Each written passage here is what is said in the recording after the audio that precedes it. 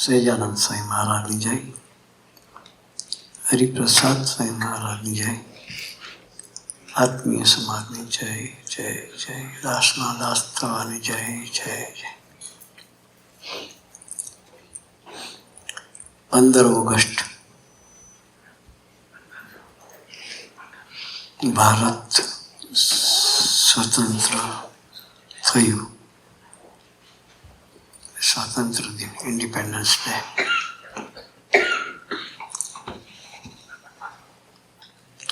આમ તો આપણે બધા સ્વતંત્ર જ છીએ,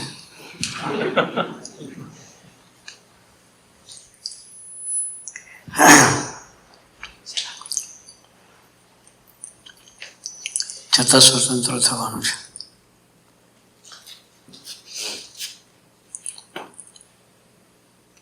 અમુક જગ્યાએ બંધાયેલા રહેવાનું છે.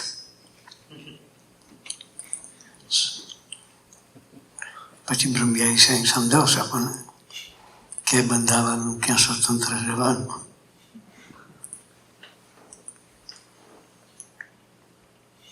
સ્વતંત્ર રહેવાનું છતાં બંધાયેલા રહેવાનું.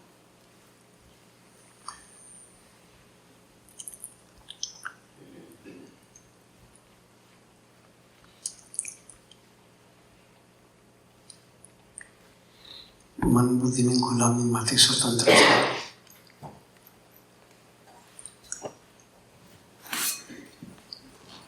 મન બુદ્ધિની ગુલામીમાંથી સ્વતંત્ર થવાનું, સ્વતંત્ર રહેવાનું.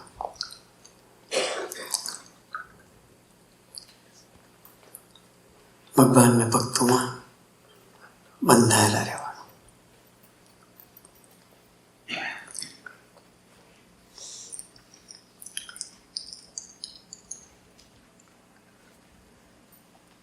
આજે અમેરિકાની યાત્રાનો 6રો દિવસ.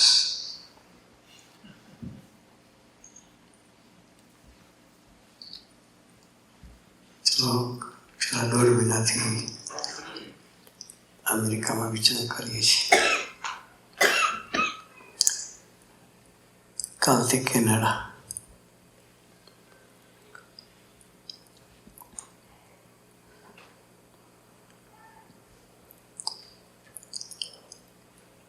દોઢ મહિનાના વિચરણ દરમિયાન સરસ દર્શન દરેક જગ્યાએ ભક્તોની ભક્તિનું થયું.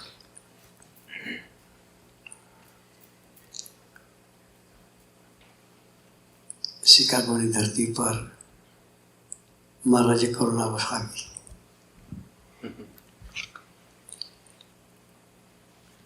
ગઈ સાલ સભા માટે કંઈક જગ્યા શોધતા હતા. ભાડે હોલ મળી જાય, સ્કૂલ ન મળે કે જે મળે સભા શાંતિથી કરી શકે એ પ્રાર્થના બધાએ કરી હતી. મહારાજે કે ભાડે શું કરવા, કાયમ ખાતે તમને હોલ આપી દઈએ.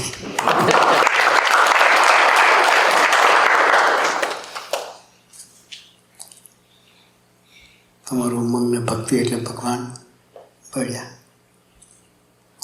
બહુ શોર્ટ નોટિસમાં આપણને સરસ હોલ મહારાજ અપાઈ દીધો.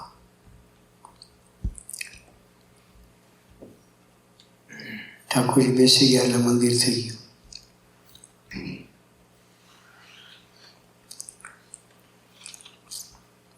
હવે આપણે મંદિરને જીવંત રાખવાનું છે.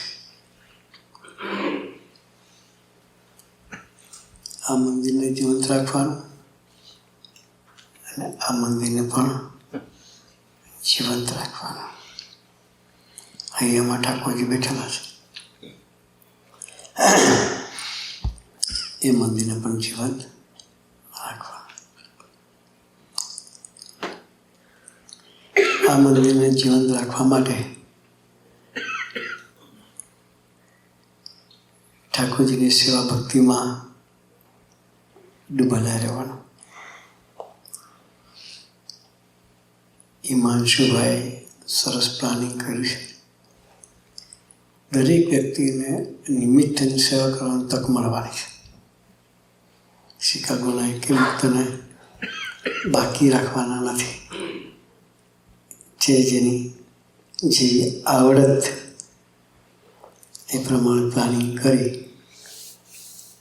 અને હિમાંશુભાઈ આપણને સેવામાં નિમિત્ત બનાવશે. આપણે બધાએ ઉમંગથી જે સેવા મળે ડૂબીને સેવા કરવી છે.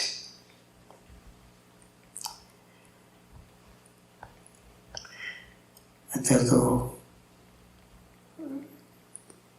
ટ્રેનિંગ મળે એટલે 2 સેવકોને હમણાં રાખ્યા છે અહીંયા. ઠાકોરજીની સેવા ભક્તિ કેમ કરવી,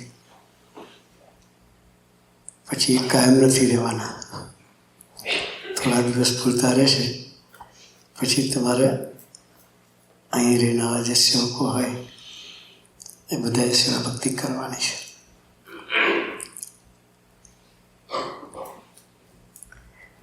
હિમાંશુભાઈ પ્લાનિંગ કરી દીધું છે ઓલરેડી, આપણને જણાવશે. મંદિરને એ રીતે આપણે જીવંત અને જાગતું રાખવાનું છે.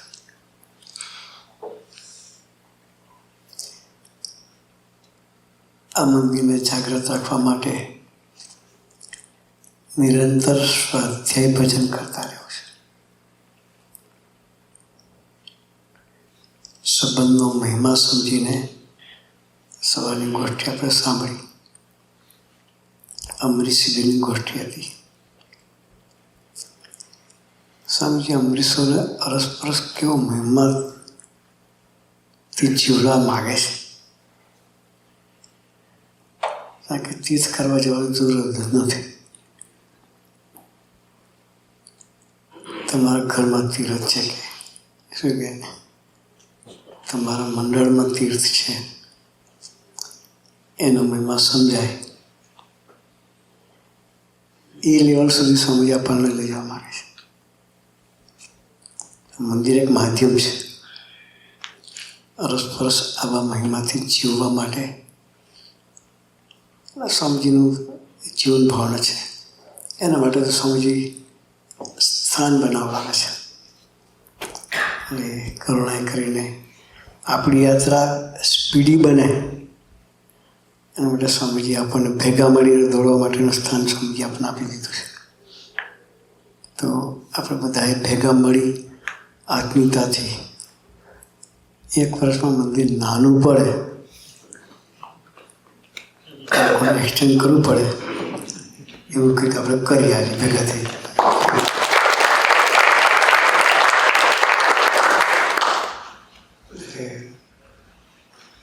ગાળાનો સરસ મોટો છે, મોટી સભા કરી તો ખુલ્લામાં થઈ શકશે, વાંધો નથી.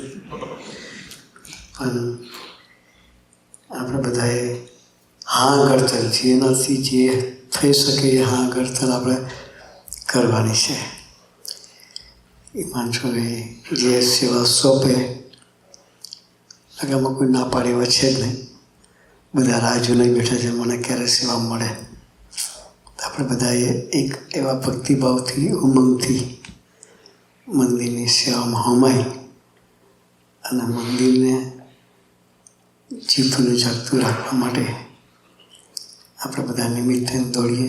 એ દોડવા માટે ગુરુએ આપણને સૌને ખૂબ ખૂબ ખૂબ બળબુદ્ધિની શક્તિ આપે એ જ પ્રાર્થના. સહજાનંદ સ્વામી મહારાજ.